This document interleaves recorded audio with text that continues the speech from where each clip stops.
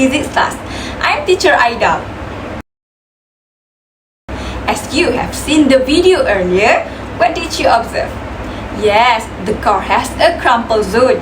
It will be cheaper to crumble or wrinkle if the car crashes into something. What else? The car also has an airbag. It inflates extremely quickly, then quickly deflates during a collision. Why does the car have these features? I will explain further in our topic, which is impulse and impulsive force. In this lesson, you are able to explain impulse and impulsive force and solve problems involving impulse and impulsive force.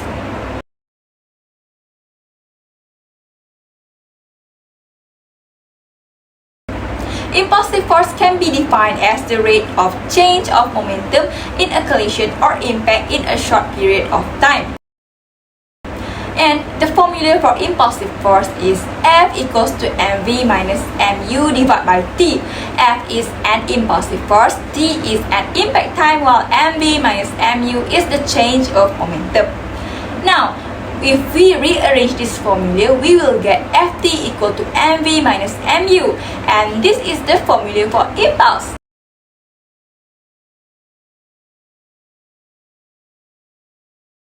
Impulse is another concept that we have to learn.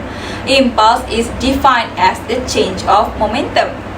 And this is the formula of impulse.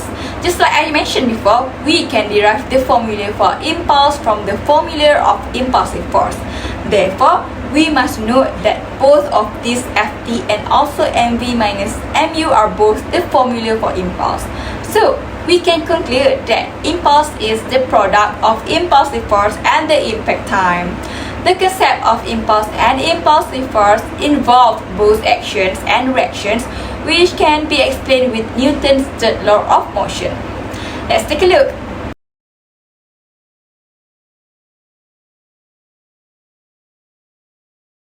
This law states that for every action there is a reaction of equal magnitude but in the opposite direction. For example, you could try an experiment to test this law for yourself. Try sitting on a chair and push a wall.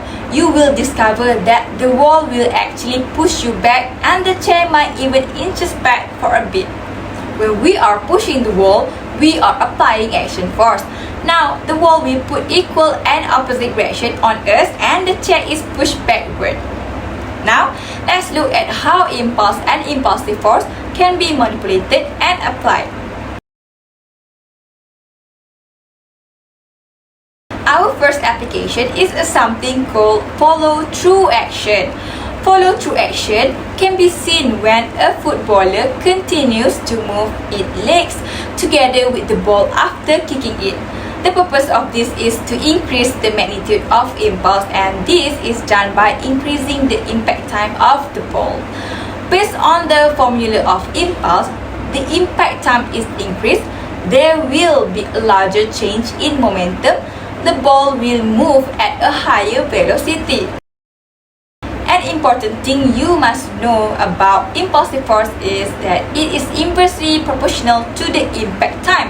Therefore, to have a larger impulsive force, the impact time must be small, and to have a reduced impulsive force, the impact time must be larger or have a bigger value. Let's look at reducing impulsive force by extending the impact time. The crumple zone of a car expands the impact time during the collision. So, the magnitude of impulsive force on a car is decreasing and reduced if a car gets into a collision.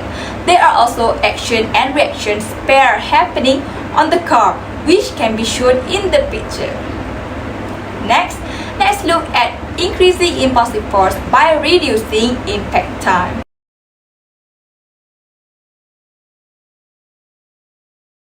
Have you guys ever wondered how a martial artist can break a brick with just their hand? This hand moves at high velocity and has a short collision time with the brick. Therefore, the magnitude of impulsive force is increased, which will allow the brick to break. These are also action and reaction force happening, with the action coming from the hand and upward reaction coming from the brake, which can plays a part in braking the brake. Another example of increasing the impulsive force by reducing impact time is a pestle and mortar. A pestle moving at a high velocity is stopped by a hard mortar in a short interval of time. A large impulsive force is produced. I know some of you still confused what is the difference between impulse and impulsive force, right? Because it sounds like the same thing, right? The terms impulse and impulsive share a similar root word which can lead to confusion. You may assume it is referred to the same concept, but no, it is wrong. Okay, let me explain by giving some examples to you to understand more about the difference between impulse and impulsive force. Impulse example. Imagine a person kicking a soccer ball. When the person's foot makes contact with the ball, a force is applied to it for a certain duration of time. The force of the kick changes the ball's momentum. The change in momentum is the impulse experienced by the ball. The greater the force applied or the longer the foot is in contact with the ball, the greater the impulse and the more the ball's momentum will change. Impulsive force example. Consider a car suddenly hitting the brakes to avoid a collision. The driver applies a force to the brake pedal, which results in a high magnitude impulsive force being exerted on the car by the friction between the brake pads and the wheels. This impulsive force acts for a very short duration, causing the car's momentum to decrease rapidly. The impulsive force is responsible for the abrupt deceleration of the car. In summary, impulse refers to the change in momentum resulting from a force applied over the time, as seen in the soccer ball example. On the other hand, impulsive force specifically describes a high magnitude force that acts briefly, causing a rapid change in momentum, as demonstrated by the car braking example. You are able to explain impulse and impulsive force. Now, let's proceed to the activity. You need to solve the questions related to the topic. Don't worry, I will guide you step by step. A plasticine ball of mass 0.058 kg is thrown at a velocity of 10 meters per second and hits the wall. It sticks to the wall. What is the impulse of the plasticine? The solution is, step first is the given information in symbols. We have mass m equal to 0.058 kg. Step 2, identify and write down the formula used. Impulse equal to mv minus mu. Step 3, substitute numerical values into the formula and perform the calculations. Then we have this calculation, and the final answer is negative 0.58 Newton second. It is negative because it is in the opposite direction to the velocity of the plasticine. A golfer hits a golf ball of mass 45.93 gram at a velocity of 50 meters per second. If the impact time is 0.005 seconds, what is the impulsive force acting on the golf ball?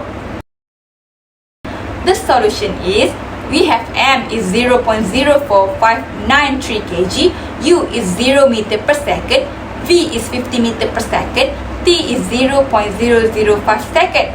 The formula for impulsive force is F equal to mv minus mu divided by t, and we just substitute the value in the formula.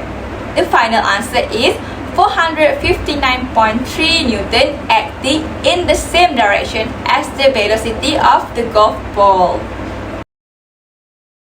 In conclusion, impulse refers to the change in momentum caused by a force acting over a period of time, while an impulsive force is a sudden and intense force that acts for a very short duration, causing a rapid change in momentum. Impulse relates to the overall effect of an object's motions, while impulsive force is specifically describes the force responsible for sudden changes or impacts. Understanding these concepts helps in analyzing motions, collisions, and the transfer of momentum in different scenarios.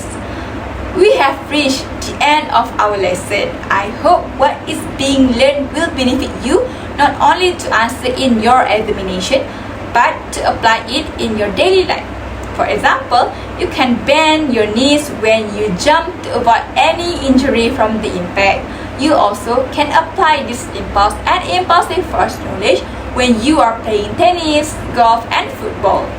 I think that's all from this video. Bye! Have a nice day, everyone!